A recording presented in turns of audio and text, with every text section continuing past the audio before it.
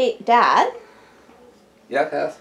remember last week when you were telling us about the dog and the credit reports and everything? I remember Robert always had a dog in the store. What was some of those dogs' names? Oh, let me see, go back to the beginning, right? He had a German Shepherd named Spooky. And Spooky, of course, he also had a cat. Tail was in the store then too. That was Big Siamese. Spooky was a Shepherd. Robert brought a cat to work?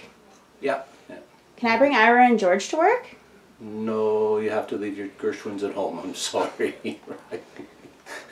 It was, the same reason we'd have to leave your cats is because of allergies, right? So back in those days, we had these animals, coming to the shop because Robert's daughter, Michelle, she had allergies. She was, and severe ones. She spent a lot of time in the hospital. So they basically couldn't have the animals at home during the day, and right, so that's how come we ended up with Sheba there, and then there was George, as you remember, and basically that would have been about it over the time. His animals lived a long time. All the dogs and cats, they lived a long time. Did they ever get into trouble in the store? Well, let me see, right? Spooky got in trouble right anytime there was lightning, right? Got the name Spooky because he was scared to death of lightning. So in the summertime, right, he'd go quiver underneath the desk, right, and wet. So that was kind of embarrassing. Clean up puddles, right? And then we had, fun story of Sheba, right? She was a Great Dane, pure black, 3 white hairs on the back of her back. Other than that, she's pure black.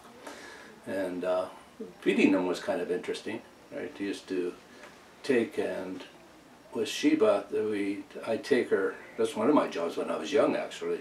I would take Sheba and we would walk over to the butcher shop just off a couple blocks over and around the corner and buy her, what was that? I think it was 3/4 pounds of brisket, right? Just sort of, right, stew meat, right? And I'd cut it up into little pieces, and then they would wrap it in the brown package, right? And I would give it to her to carry.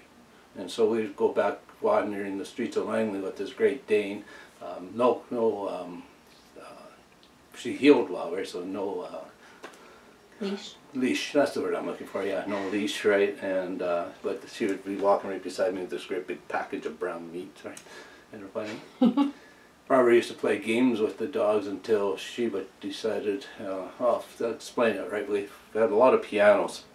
We were bringing pianos in by the truckload, 56 at a time, and sometimes the store got really crowded with product, and we would take, and he used to play a game of throwing the ball so she'd get their exercise. Well, she's a Great Dane, right? And he's throwing this ball, and it's from the back of the store, throws it towards the front door, and it takes and bounces and the floor, and then comes and hits the door and comes back. And came back over top of her, and she was already past the point, and so she did a 180 kind of coming around, and as she did that 180 to get the ball, her rump, right, took out 2 of piano legs, one on each side, right? So a nice French provincial leg and an Italian provincial leg. Matter of fact, when we had this building here in '98, right, when we were cleaning out what your mom called the organ graveyard in the back, right, there were still some of those piano legs because we got extras, right, just for when we broke a piano leg, right?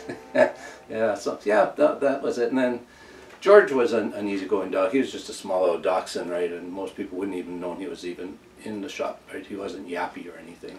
I remember George. He was a good dog. Yeah, and George was good. He lived to be 18 years old, right? He passed just after Robert passed. Wow.